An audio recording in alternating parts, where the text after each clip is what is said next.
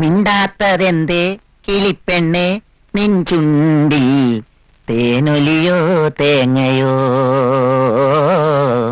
തേനൊലിയോ തേങ്ങയോ. അയ്യോ, താഴമ്പൂ മണമുള്ള തണുപ്പുള്ള രാത്രി തനിച്ചിരുത്തി ഉറക്കല്ലേ സുപ്രഭാതം. സുപ്രഭാതം. ഇന്ന് തന്റെ ഒടുക്കത്തെ യാത്രയാണോ കർമ്മ? മധുവിതുരാവുകളെ മനസ്സിലെ മോഹങ്ങളെ കയ്യിലെ പാൽ ഗ്ലാസ് തരാൻ ഇതിന്റെ അവസാനത്തെ തരില്ല. പ്രഭ എന്തെങ്കിലും പറഞ്ഞോ? അയ്യോ അല്ല, പാലെന്ന് പറയായിരുന്നു. പാലല്ലാതെ വേറൊന്നുമില്ലേ?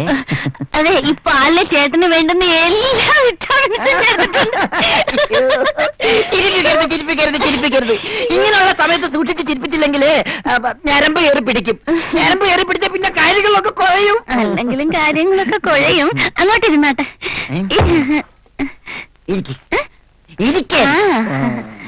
ഈ പാല് കുടിച്ചാട്ടെ. ആദ്യം ജയപ്രഭ കുടിക്ക്.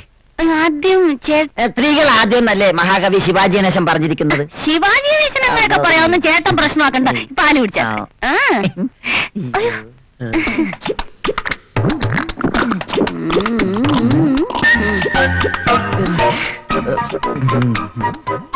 എന്നാ ജയപ്രഭ നിന്റെ പങ്ക്. വെള്ളം ചേർക്കാതെ ഒറ്റ വലിക്ക് കുടിച്ചോ. ഒറ്റയ്ക്കും കുടിച്ചോണ്ടാ മതി. അയ്യടാ, ഇയാടെ എച്ചിൽ കുടിക്കാനേ വേറെ വല്ല പെണ്ണുങ്ങളെയും നിറക്കണം. എന്റെ എച്ചിൽ കുടിക്കാൻ ജയപ്രഭ അല്ലാതെ പിന്നെ മനുഷ്യക്കോരായ കൊണ്ടുവരാൻ പറ്റോ? എടാ കാല, കരിക്കട്ട കൊണ്ടിരിക്കുന്ന താനും വെള്ളം കട്ടി കൊണ്ടിരിക്കുന്ന ഞാൻ എങ്ങനെ ചേരും?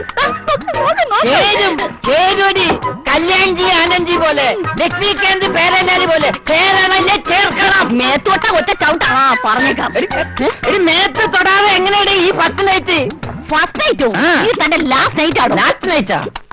താൻ പാല് കുടിച്ചില്ലേ? അതിലുണ്ടോ തന്റെ ലാസ്റ്റ് നൈറ്റിന്റെ മരുന്ന്? ഞാൻ അർജുനൻ പിള്ളയുടെ മകൾ ജയപ്രഭയാണെങ്കിൽ താനും ഞാൻ ഈ ജന്മത്തൊന്നാവില്ല. Good night. ലാസ്റ്റ് നൈറ്റ് കൂടെ പോണ്ട.